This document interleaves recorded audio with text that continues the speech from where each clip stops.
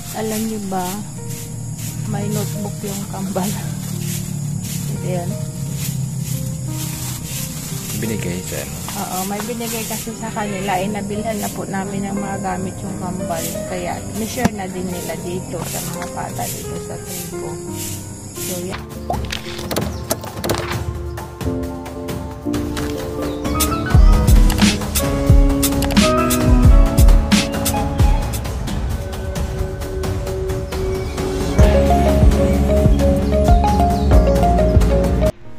Okay, magandang umaga po sa ating lahat. Tayo po ay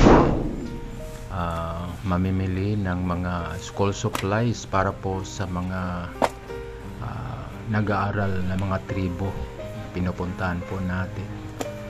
Kaya magandang umaga po sa lahat, saan man kayo naroon, mga kalingap. Salamat po sa mga nag-subscribe sa aking mountain channel at sa mga nanood sa mga vlogs. At pagsuporta din po sa video ng mga kambal.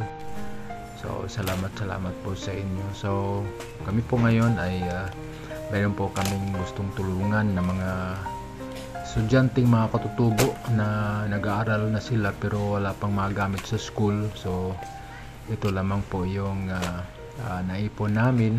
Salamat po sa mga nag-ambag, nagtulong, nagpadala. So sa mga piling mga kaibigan, at saka munting na kukuha natin sa ating channel. Salamat po sa inyo.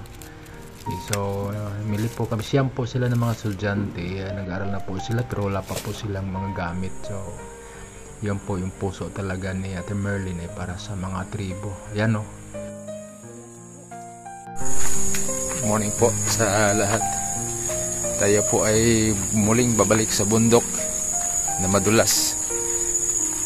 May dala po tayong kasama natin Merlin, dala po tayong mga konting school supplies po para sa mga pauna para sa mga kaibigan po natin dito katutubo. Samahan niyo po kami.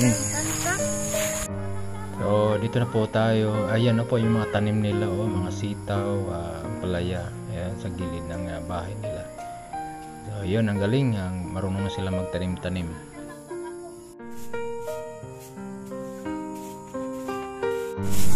At alam niyo ba, may notebook yung kambal. Ayan. Binigay sa ano? Oo, may binigay kasi sa kanila. Nabilhan na po namin ng mga gamit yung kambal. Kaya, ni-share na din nila dito sa mga bata dito sa tribo. So, yan. Thank you sa inyo, Kambal Edwin.